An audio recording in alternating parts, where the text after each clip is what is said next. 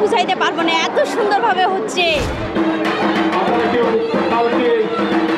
আমি তো আরতি দিই, শুধু মহালয়াটা দেখবো, মহালয়া দেখার জন্য আমরা অপেক্ষা করতেছি। যেটা হচ্ছে এটা একবার অন্যরকম, যার তুলনা করা হয় না। আগের চেয়ে এতরকম সুন্দর যা আমি মানে বলে বুঝাইতে পারবো না, এত সুন্দরভাবে হচ্ছে, খুবই ভালো লাগতেছে। যেটা তার উপর এখানে যে শ্রীকৃষ্ণের ইয়াটা লাগাইছে ওইটা আবার অনেক ভালো লাগতেছে। মহাভারতের যে ইয়াটা লাগাইছে ওটা অনেক সুন্দর, যা আমি বলে বুঝাইতে পারবো না আমার অনুভূতিটাকে। মহালয়া হইল এত ভালো লাগতেছে, মহালয়াটা দেখে খুবই ভালো লাগতেছে। আর কালকে যে দশমী হবে, দশমীতে আমরা সেই আনন্দ করি। আর এখানে উৎসবটা অনেকভাবে উদযাপন করা যায়। আমাদের তো শুক্রবারে মানে ওই দিন মেলা, ওই দিন ভাসানি, কিন্তু আমাদের এখানে অনেক অনেক সুন্দরভাবে উদযাপন হয়। আর এখানে আসলে খুবই ভালো লাগে, নাচ গান নৃত্য, তারপর মহালয়া যেটা আছে ওইটা একবারে সুন্দর সুষ্ঠুভাবে পালন করা হয়। মাকে হচ্ছে পূজা দিয়ে তারপর সিঁদুর দান করে তার মাকে বিদায় দিব। সবাই মিলে বেরোতে আসতে হচ্ছে নবমীর মায়ের দর্শনের জন্য। কালকে দশমীর মধ্যে আমাদের মা দুর্গা চলে যাবে। কেবল আজকের জন্য শুরু হইলো, এটা নিয়ে দুটা হলো, এরপরে আবার হবে, আরও দেখবো সামনে।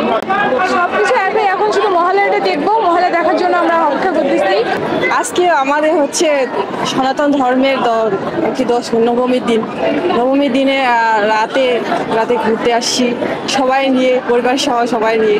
কালকে আবার অষ্টমী দিয়ে ঘুরতে আসছি। আজকে একটু বেশি আবহাওয়াটা আর কি জমজমাপূর্ণ, কারণ হচ্ছে আজকে একটু লাস্ট, আর কালকেই মা বিদায় নিয়ে চলে যাবেন।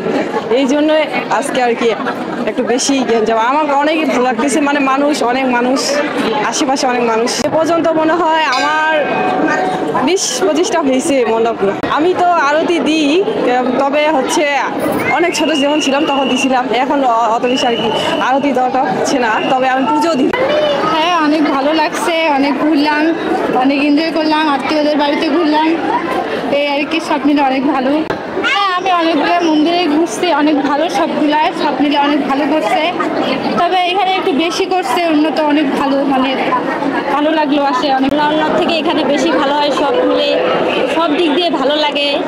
যে প্রতিমার দিক দিয়ে সব দিকেই ভালো হয় এখানে। আমরা আসছি এই বাইরে হওয়ার প্রায় 1 ঘন্টা হয়ে গেল, তো আমরা কয়েকটা দেখলাম মোটামুটি। তার মধ্যে এখানে আসলাম, প্রতি বছরে আসি, দেখে বেশ ভালোই মনে হয়। আর আগে সবাই সম্পর্কে এইভাবেই ছিলাম, আগামীতে যেন এভাবেই আমরা আরও থাকতে পারি, এভাবেই সবাই মিলেমিশে এরকম উদযাপন করতে পারি, আনন্দ করতে পারি, এটাই সবার কাছে, দেশবাসীর কাছে আশা করি। আজকে মহানবমী, খুব ভালো লাগতেছে। কালকে দশমী আমাদের মা চলে যাবে। আগের থেকে তো এখনই বেশি হচ্ছে, বেশি ভালো হচ্ছে সব জায়গায়। আর আমাদের ভাড়াবাড়িতে তো প্রত্যেক বছরই খুব ভালো হয়।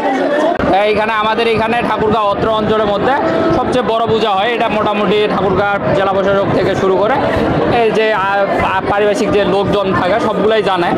তো আমাদের এখানে এই যে অনেক লোকের সমাগম হয়, এটা যেন আমরা ভালোভাবে মেনটেন করতে পারি, এই জন্য আমাদের আয়োজন কমিটি থেকে অনেকজন থাকে। আর এটা আর কি যেন ভালোভাবে আমরা শেষ করতে পারি।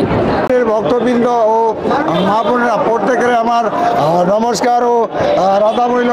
এবং কি আমাদের বাড়াবাড়ি যে এই প্রতিষ্ঠান যে ৭২তম এটা পূজা চলতেছে, এবং কি আমাদের এখানে হিংসা বা লাগা বাজা গল্প আমাদের এখানে নাই। এবং কি বিএমপির যে পূর্ব রাখছা বা পশ্চিম রাখছা, আমরা উভয় মিলে এই যে পূজাটা করতেছি বা পূজা আমাদের সুন্দরভাবে চলতেছে, পূজার আমাদের কোনো দুর্ঘটনা নাই। এবং কি ঠাকুরগাঁও জেলার ফজল স্যার উনি এসেছিলেন, এবং কি বেগুনবাড়ি থেকে পয়গম্বর স্যারও এসেছিলেন, আমাদেরকে খুব সাহস দিচ্ছিলেন যে পূজা তোমরা করো, কোনো দুর্ঘটনা যদি সংকেত পান তো আমাদেরকে জানাবেন।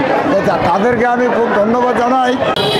আমি বিশেষ করে কমিটিকে ধন্যবাদ জানাচ্ছি এই মহান শারদীয় উৎসবে আমাকে নিমন্ত্রণ করার জন্য। বাংলাদেশ হচ্ছে সম্প্রীতির দেশ। বাংলাদেশের প্রতিটি কানায় কানায় সব শ্রেণী, সব ধর্মের মানুষ আমরা এখানে বসবাস করি। আমি এবং আপনারা সবাই মিলে মা দুর্গার কাছে প্রার্থনা করব আমরা যেন সামনের দিনগুলিতে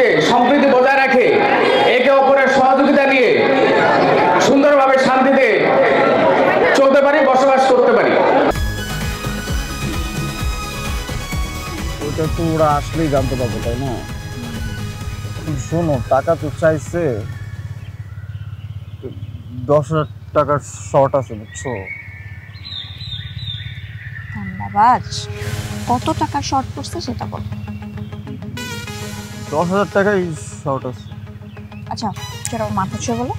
মাথা কি হবে? কি হলো, চুপ করে আসছো কেন? ভণ্ডামি, টাউটামি, জায়গা পাও না তুমি? তুমি কি জীবনে ভালো হবে না? শোনো, ভন্ড আর টাউট বলবা না, আমার ইগোতে লাগে। তুমি ওইটাই, ঠিক আছে ভণ্ডামি টাউটামি মানুষ করে, কিন্তু গার্লফ্রেন্ডের সাথেও এটা কোনো কথা? দেখো মিমি, আমি আগের থেকে অনেক লক্ষ্য হয়ে গেছি, ভালো হয়ে গেছি। পুরোপুরি হইতে পারি নাই, অর্ধেক ভালো তো 50% ভালো হয়ে গেছে। আগে যদি হইতো আমি তোমার থেকে 20,000 টাকা চাইতাম। এই চুপ।